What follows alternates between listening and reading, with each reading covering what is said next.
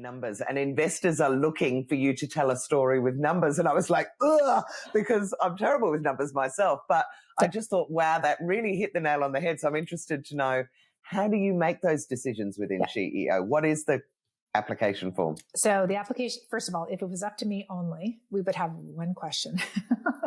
But I thought, oh, that's really going to freak people out. Like, we're already loaning out money on 10 questions. So that also freaks out every single banker on the universe. And so the first question, which is like a two-parter, is why you? Why are you the person to solve this problem? And why is now the right time? Because if you Great question. Yeah. So if you don't have I have to solve this. Every morning I get up out of bed and I'm not going to stop until I solve this kind of thing. That's what we're looking for. And timing is also a huge part of your success. Like, it can be a great idea, but if the timing's wrong, you're done. And so those two things are the things we really look for. And then it's, of course, who are you? How do you make money? What's your vision? Like, where are you going with this? What's the team look like? A few other questions, but it's just text. And then if you get into the semifinals, we ask you to validate your financials, what you said your revenues were. Right. And also to do a 1-minute video, just to give another way for people to consume your story. And so we see a little bit about you. And so that's it. Super, super simple. And, but it's hard. Like, why you? Why now? In less than 200 words. Like, that is, why are and you gotta hook me? There's like hundreds of women looking at this application who all think differently, from 14-year-olds to 96-year-olds, from bankers to teachers to social activists. Like, tell that story. That's hard. Yeah, absolutely. So, sorry, I interrupted you because I was so interested in that little bit. So the first 3 months, you realized that you're going to have to do things differently. The women weren't queuing up, which they obviously are now, because it's such a beautiful sentiment. They are and what it is that you're doing, but aren't they? No, it's still really hard to get people to activate. It's like this. I think a lot of us are like, don't believe in our power to create change. Is one thing, right? Like, oh, well, would I have something to contribute here? I mean, oh, that person's in the network. They know so much more than me. It's not a contest. Like, we all have something to give. And the question. Go on. No, you go on.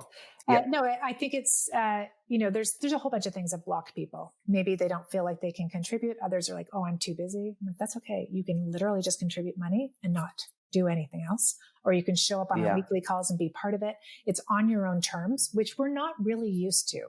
We're not used to having experiences like this. Someone tells you, this is what it means to be an activator. Do this, do that. I'm like, no. Show up however you want.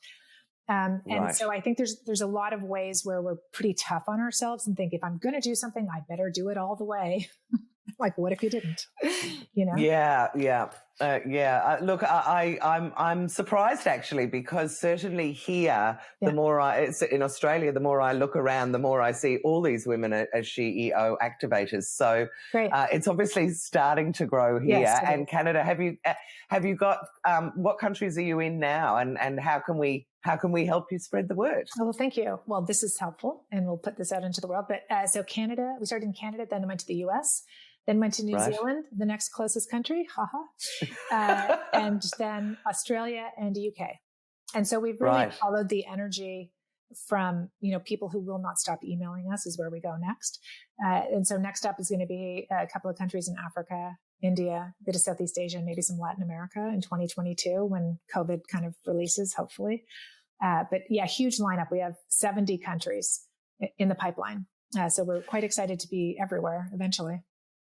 Yeah, fantastic. And also that as you go out to other countries, of course, you get the ideas, the entrepreneurs in those countries kind of become aware of it and are able to do it. So anyone can apply. Is that sort of the way it works, as long as you're a woman and you're running your own business and you've got big global kind of disruptive plans? Yeah, so there's sort of two pathways in.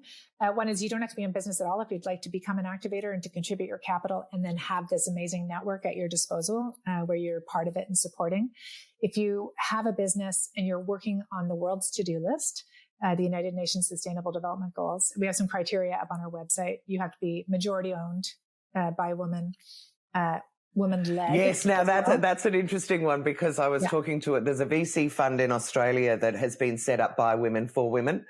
And she told me, in fact, it's one of our clickbait clips, about the men that are putting a woman in, giving her 5% and then getting her to apply as a female founder. So people actually fudging the system as if it is an incredibly biased towards men in the first place. Yep. That's why we do 51%, majority woman owned, at least 51% or more.